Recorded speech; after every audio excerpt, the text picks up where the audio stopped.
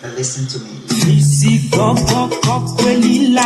Yo am da kono bana gbogbo kokwe sisi gbogbo kono lala yo no na fimara e ya ta me ka dore no vioji le ka popo ya mebe esike wonya ila ide mia no viogbo esio se na gbe yala na na be gbogbo ko na no klo la fima na ji jona do tam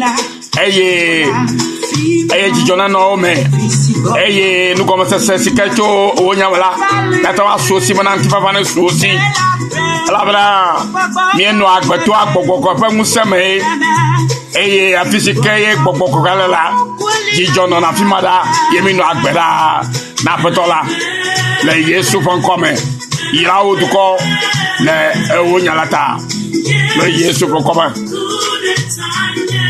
amen.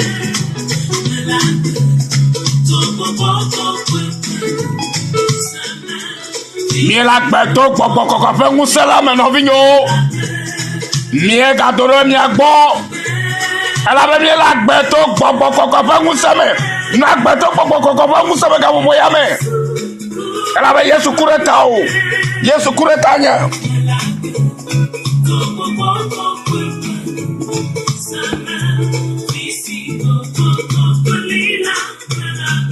nena maole Alléluia. Miawe la fimale yasem. Maure la mise anoviyo. Ani pare ko ke jimila la yasem vivia. Boko ko e pa musena kere mi. Nena de no go banami. Alléluia. Boko ko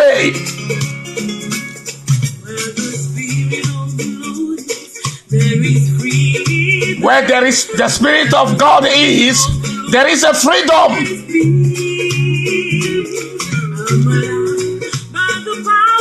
Il a beto ma ba musela me kwa to gbogbo ba musema yele gbogbo English me. I'm alive. I am alive. Where the Spirit of the Lord is, there is a freedom and life. Hallelujah. By the power of the Holy Spirit.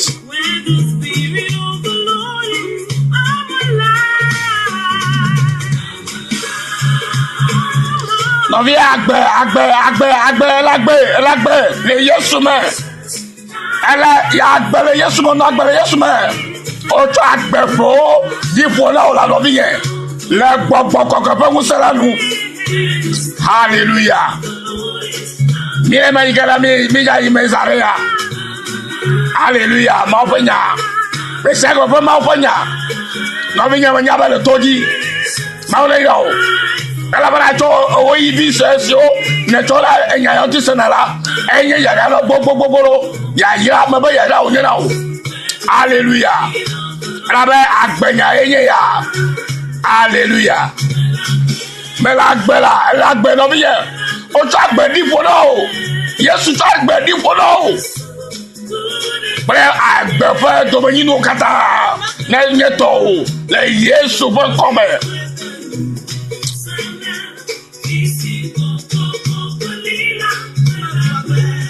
E kwa agbala no biye. Le Yesu me. Megavo. Alaba Yesu kureta o Yesu kureta nya Yesu kureta eyata agbe mi lela to popo ko ka famu samala. Hallelujah. Oh sabota kebo shenderia o mama tenterebe. Hallelujah. Hallelujah. Ovinya ma one ira osia ma one do plu egbe nye keke nyere nami ke miakata miaga agase enyanyia ijito acho bia sembe khose kaile asio khose ka pumediele asio no vinye khose wo vikele asio de wo yamere la globere khose ale o le fufufu ya no vinye pa dibe miano no go basem kabakawa Hoseawa, Hosereka kweli, Hosereka ye kweli.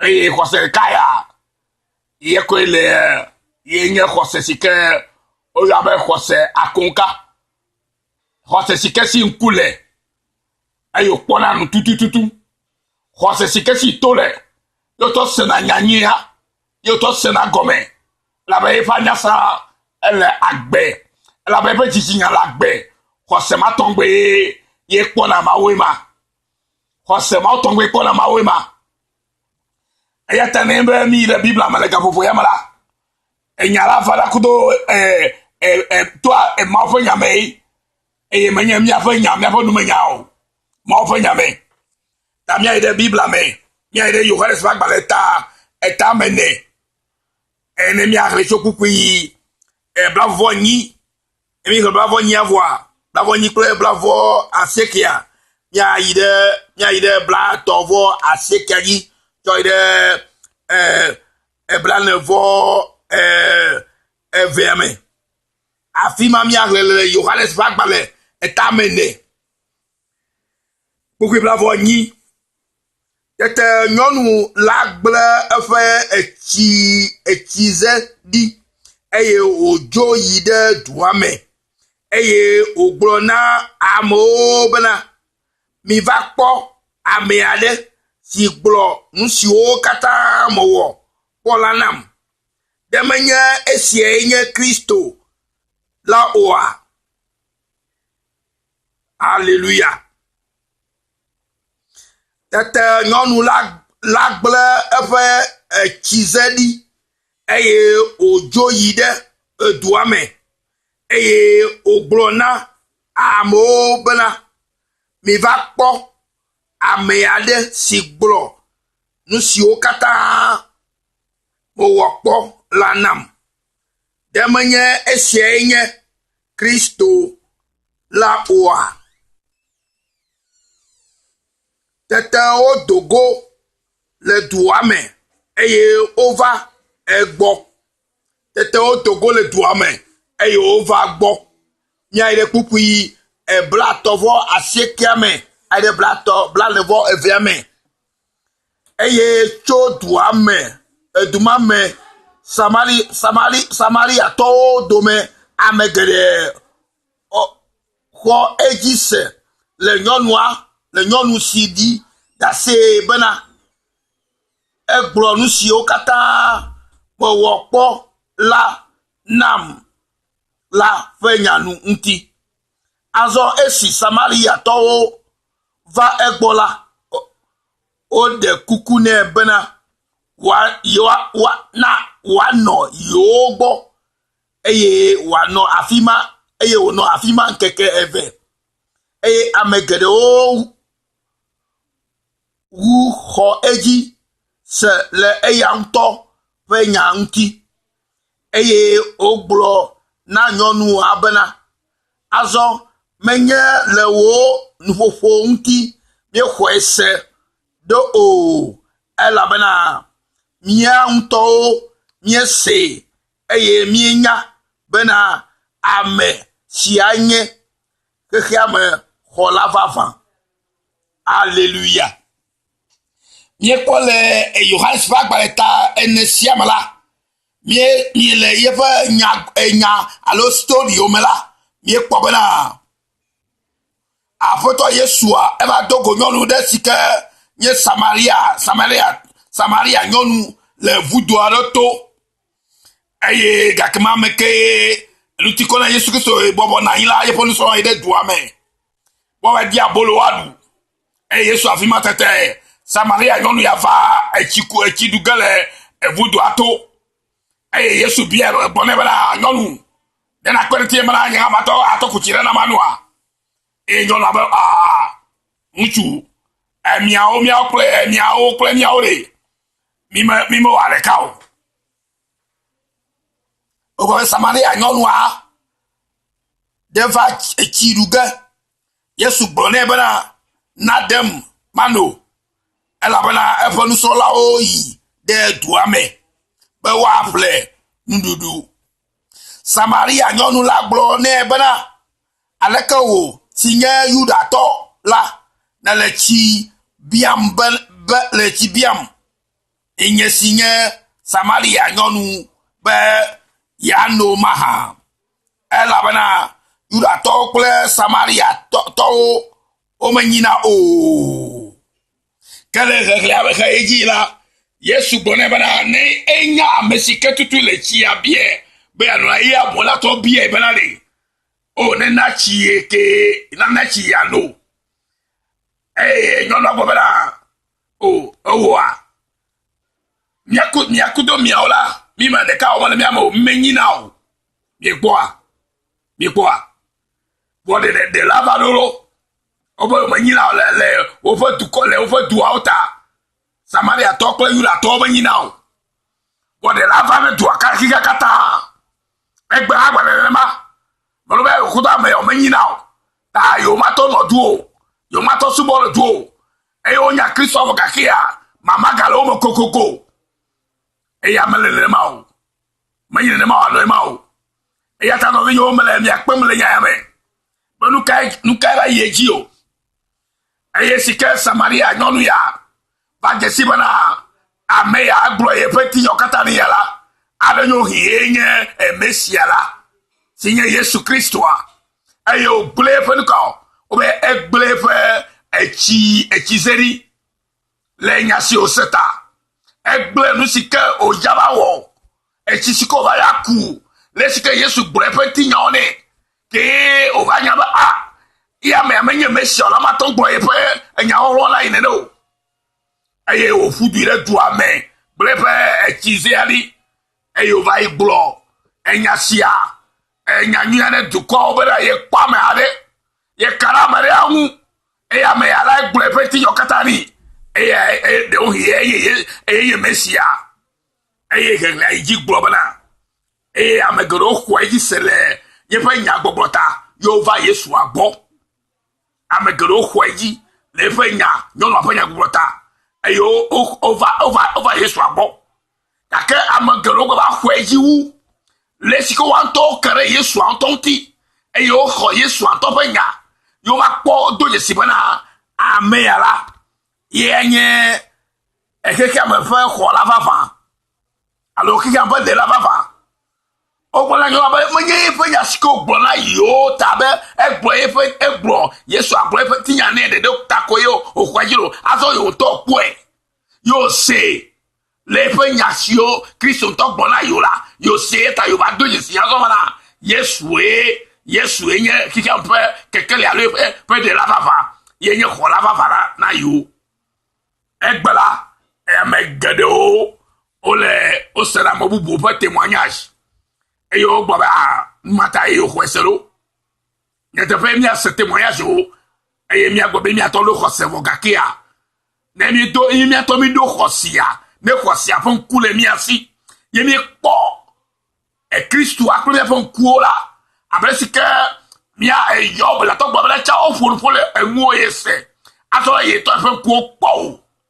Ege ba no vi yo mino la do e kwa se fonku ke la ton po Kristo ala ba gbela mi se bela obe amo le kunu wom e yo amo blanya e obe prophète ola amo be nyanti gbona o se ka e ya megero to magia obo le maoji khose ma o le prophète aji khose onye maoji o khose so aje wa po be Yesu to no wo kule to ba gbame Alléluia. Et le nya ho di seme ye Yesu fe nya ntonto ye jala khose afia to wa pon kunu ya le wa gbeme e ya ta ni nya ba ogun be khose la ni nya nu ke ye khose gome mi nye le hebru to fa gbaleme me sia me nya khose sike nu sike mele popo vo do le tibera en wa levo elle là ye nye khose mi a le ba be ke khose nya Jidono de enusio omo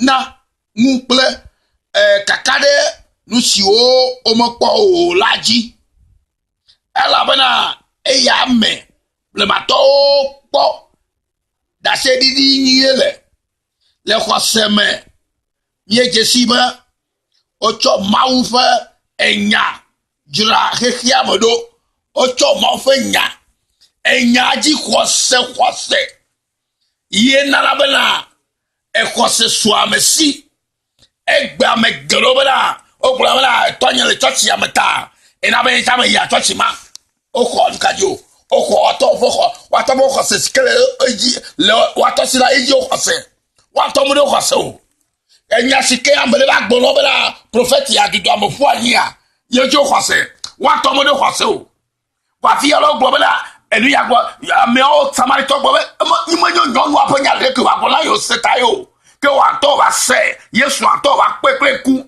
eyo ba gblonya yo fe nya ma oje wase yo to gbobala yenye amesikenye khola ne kike amfafa hallelujah egbe gerela amegorola amegbe to fe nya oje wase to gbo mo lo wase awo enya yo khona sena mo fe nya eta ye nya job gbo ba hiyo gbo na chala o folu enwu me yese asola ye to epo ewo epo ma pe efanku de job po ma nku le ke awo epo ma fe nya vibe agbeme eye o po e mo fa le to fa agbeme le to fa khose sikele ji sita hallelujah le to fa khose sikele sita e ye na bo to gbo na sala oglonya le ye fe nwese nya te fe ato seluwo ka kan kuma na sibo na ponu amagoro nu sengbe ya kaka khosia ke khose fon kuma le osimo na ato pa feto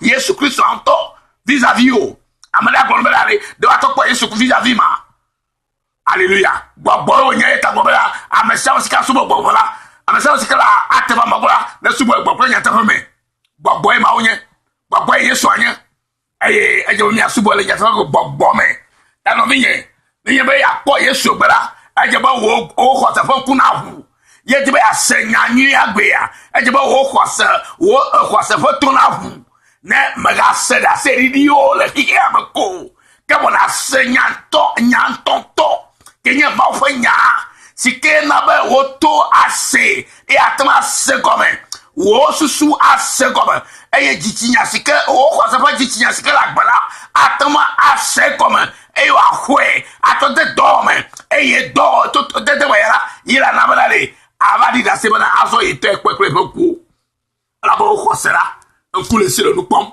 o khosera to le silo nu sem o khosera o baba jichinya le silo ele nu ko masem o khosera afo le silo azolido zom eyo khosera alo le silo le nu on pre aloa khosera enye mi amagbe tobli wakata ne be khosera wo alo wafo wo lufofo wo susuo wo lupopo wo lusesera okata wa no ne mapepe abeleke amegbeton vu kata amegbeton tiene ne ke khose sagema bemba ame teve yokata la no khose hansi de mapepe khose adebi bonami be mi atoma akpo mawu mi yiro ro ma to pa gbale me ya ro ma to ta mo wo buko we adre egbonami benale hallelujah ma to pa gba ta me wo bukui ame we adria globana ekema khosela to nyagbogbo me afi nyagbogbo la to ma wo fe nyame vana mo fe nyame ko nyagbogbo tu na vana eye o ko na sena eye wo na fe to la me va gbeme nene ma ole menyo be am obe ya menyo khose ntonton emo oto na cho nyare na kwelke nyawo na dollar oto la ho nyare do kuosi la be gba megero gbe o me nya hobo o ya malo na church me gba o go me wa to cha no church me ta o le melo e yo ho o to mo khose sikelo sila ye jo khose alo gba be du ya me la Kristo to fo duwe ta du ma me fa Kristo to ba du yira ye nyo fo khose e lu gerele ne ma amegero lo ogbe ya ayo me to khwa ba o fanya ntoto bo la po mo fo nya fa musa skelme fo to le ya fa gbomo bo me de na se ya gome ayi na bia gboko be na ga de gome na nyire le ke atoma do khose ye po khose to la no si ya senyao enya kenya ma fanya ayi bana ye po khose na nye khose gbagbe khose sike si etole aton se ma fanya khose sike si ye enkula atokpo ma fo atokpo Yesu atokpo mawu ko se sike sie afole aton de sople ele nyame Kwase sike ye do alo sike den alo kla kwase en kunu jona mi dibamia endi ye ejebona na swasio na toma po mo vo kundo lo agbeme mega do kwase amabu fanya gbogloji o do kwase ma fanya jide de ko eya ye nyanya sike walu kata ma fa agbeme eyo diagona me na Yesu fon come no vi ma onega yo gbekia enega yo da to viere ma vo me na Yesu fon come ya no vi Yesu yo ebonya se tonami akpenami bana mi ase emi ase go ha na Yesu ne gbokwe pa ma pepere mtime na Kristo Yesu fon come amen.